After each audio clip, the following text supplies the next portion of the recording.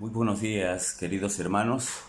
Es un placer saludarlos y desearles las más ricas bendiciones de nuestro Dios.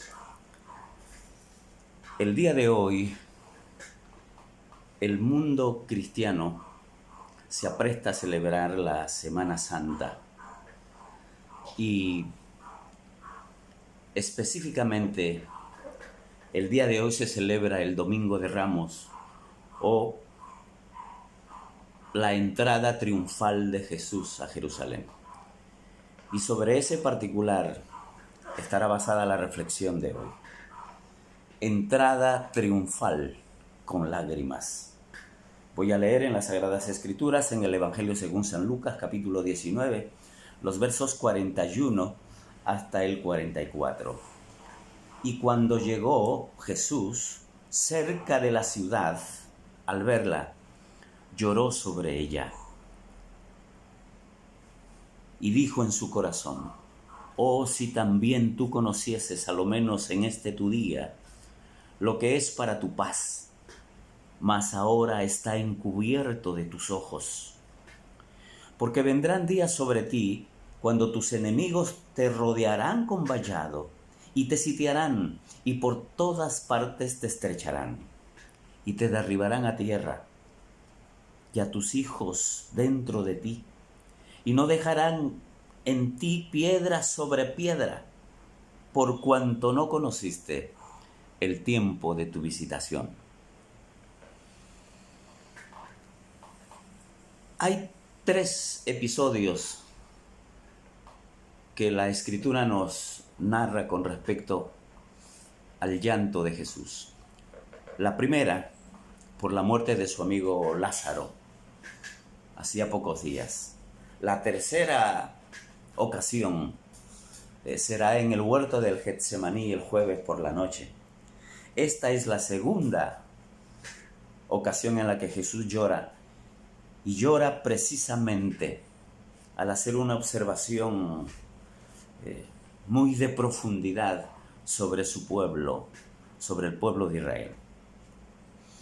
Él estaba ingresando a Jerusalén para desarrollar su última semana de ministerio en la tierra. Él tendría que realizar algunos eventos previos al Jueves Santo.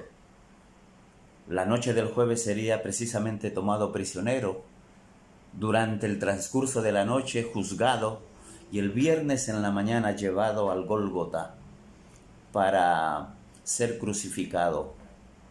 Pasadas las 12 del día, Jesús pronunció lo que hoy conocemos como las 7 palabras de Jesús en la cruz.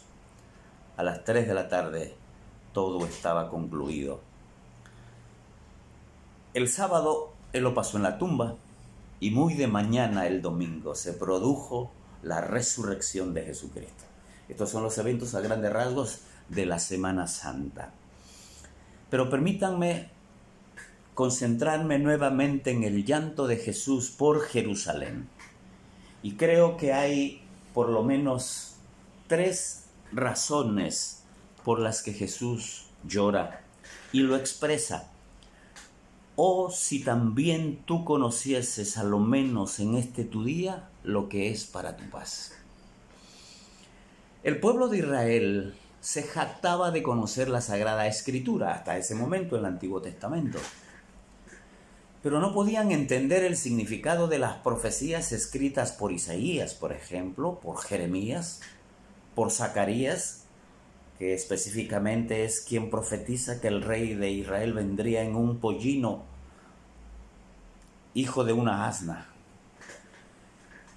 Pero los judíos no podían entender ese mensaje profético, y menos el cumplimiento de esas profecías en la persona de Jesús. Y ellos se jactaban de ser conocedores de la Escritura. Se jactaban de ser fieles seguidores de Dios, pero la realidad de vida desmentía el decir, desmentía el criterio que ellos tenían de sí mismos. Y Jesús llora porque no entendían la paz que vino a ofrecerles Jesús. Ellos estaban expectantes de un rey que les ofreciera la paz social, la paz de gobierno. Estaban sometidos al Imperio Romano, por supuesto. Se sentían esclavos, por lo tanto, sus emociones estaban en constante alteración porque estaban sometidos a la autoridad romana. Entonces ellos anhelaban paz. Jesús les dijo: si conocieras en este tu día lo que es para tu paz, a lo mejor me ahorrarías un poco de lágrimas y de pesar. Lamentablemente, el pueblo judío, como el pueblo de hoy, no entiende la paz que Cristo da. Mi paz os doy, mi paz os dejo, no como el mundo la da, sino como yo la doy, dijo Jesús. La segunda razón por la que Jesús lloró aparece allí: mas ahora está encubierto de tus ojos. Esto nos habla de una ceguera espiritual. Ceguera espiritual. ¿Y qué significa eso? Una incomprensión del mensaje de Dios, una incomprensión de la realidad de Dios, una negación de las bondades de Dios, una negligencia para conocer esas riquezas espirituales, un comportamiento que en nuestro contexto social actual se recicla. Presumimos de conocer a Dios, presumimos de conocer a Cristo, presumimos de haber leído la Escritura, pero no basta con eso. Con Dios es necesaria una relación personal de fe. Cristo es el que hace posible esa relación personal de fe. Cristo es el que perdona los pecados para poder acercarnos a Dios. Cristo es el que ofrece nueva vida, nos hace nuevas criaturas. Y lamentablemente la ceguera espiritual no nos permite ver estas realidades que son de carácter espiritual y que son necesarias para la vida de cada ser humano. Para eso vino Jesús, a dar su vida precisamente para eliminar de nuestros ojos, de nuestra mente, de nuestro corazón, la ceguera espiritual. Hay una tercera razón por la que Jesús llora por Jerusalén. Y es que se anticipa a los eventos que 60 años o 50 años más tarde sucederían. Dice el evangelista Lucas: porque vendrán días sobre ti cuando tus enemigos te rodearán con vallado y te sitiarán y por todas partes te estrecharán y te derribarán a tierra y a tus hijos dentro de ti y no dejarán en ti piedra sobre piedra. Esa es una profecía que tiene su cumplimiento en el año 70. Tito, encargado por su padre Vespasiano, emperador romano, ordena precisamente a Tito que de una vez y por todas conquistaran Jerusalén. Ahora, los judíos estaban viviendo su vida dentro de la ciudad amurallada cuando de pronto se aparece Tito y el ejército romano para tomar los prisioneros. El ejército romano sitió a Jerusalén por muchos días, mucho tiempo, hasta producir grandes estragos dentro de la ciudad, porque era una ciudad amurallada, no podían salir a menos que las puertas fueran abiertas, pero estaban sitiadas, no podían salir. Llegó el momento en que se les agotó todos los recursos para su subsistencia. La condición de la gente se puso muy dramática. El historiador Josefo nos comenta, por ejemplo, que una madre angustiada, desesperada, llena de hambre, qué paradójico suena eso, ¿no? Llena de hambre, tuvo que dar cuenta de su hijo para comérselo. Suena muy fuerte, muy duro, pero esa fue la realidad. Y no solo esa mujer, mucha gente murió tratando de impedir la conquista de Jerusalén por parte de los romanos. Y Jesús, unos años antes, hizo esta profecía: derribarán a tierra tus muros, tus murallas, tus edificaciones. El templo fue destruido.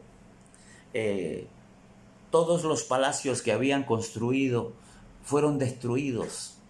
Las grandes edificaciones que habían allí en Jerusalén fueron destruidas. La gente fue destruida. Jerusalén fue conquistada. Se cumple la profecía de Jesús en el año 70. Y eso precisamente por la ceguera espiritual de Jerusalén, de los habitantes de Israel, por el desconocimiento, por la falta de comprensión del mensaje divino, por la desobediencia hacia Dios, indudablemente por el pecado que se había enraizado en sus corazones. Esto nos tiene que llevar a reflexionar a quienes decimos ser cristianos el día de hoy. Nuestra sociedad desconoce las verdades divinas, desconoce la palabra de Dios. Hay un analfabetismo bíblico enorme, aún dentro de las iglesias. A eso se debe la carnalidad, a eso se debe la incongruencia, a eso se debe la flojedad, la ambivalencia de la gente que vive sin Cristo. Hay un desconocimiento. Creo que debemos producir un cambio definitivo, pero también en nuestro tiempo hay un desconocimiento de la realidad divina manifestándose al ser humano. Esta condición de salubridad que estamos viviendo en el mundo entero, de alguna manera está haciéndole pensar al ser humano en Dios. Y diríamos que está próximo a conocerlo, por fin. Y ojalá sea así. Y precisamente para eso son estas reflexiones, porque necesitamos conocer mejor a Dios. Necesitamos conocer a Jesucristo, aceptarlo como nuestro Salvador personal. Queremos eliminar la ceguera espiritual de nuestras mentes y corazones. Queremos dejar de ignorar la realidad de la bendición divina para el ser humano. Queremos encomendar nuestra familia, la iglesia, nuestros amigos, nuestra nación, nuestra Latinoamérica, al cuidado y a la protección divina. Pero tenemos que hacerlo con sinceridad. Tenemos que volvernos a Dios. No podemos jactarnos de creer en Dios y estar haciendo precisamente lo contrario, negándole con nuestros hechos. Necesitamos vivir a Jesús en el corazón. Él vino para darnos paz. Él vino para perdonarnos. Él vino para justificarnos. Él vino para hacernos nuevas criaturas.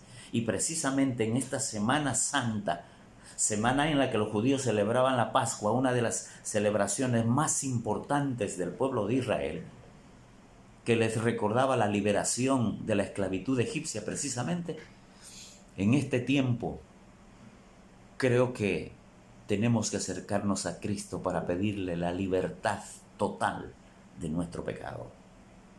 Y permítanme hacer una oración suplicando la gracia de Dios, el perdón de Cristo y la bendición del Espíritu Santo para nuestras vidas. Amantísimo Dios, te suplico que te glorifiques en la vida de cada quien que nos escucha o nos ve por este video. Presento sus vidas, sus corazones, sus pensamientos, su conducta, y te suplico que tu gracia sea sobre cada uno de ellos, otorgándoles el perdón, concediéndoles el nuevo nacimiento, adoptándolos, oh Dios, como hijos tuyos y guiándolos a que vivan en la verdad plena del cristianismo. Bendícelos, Señor, te lo suplico encarecidamente, en el nombre de Jesús. Amén.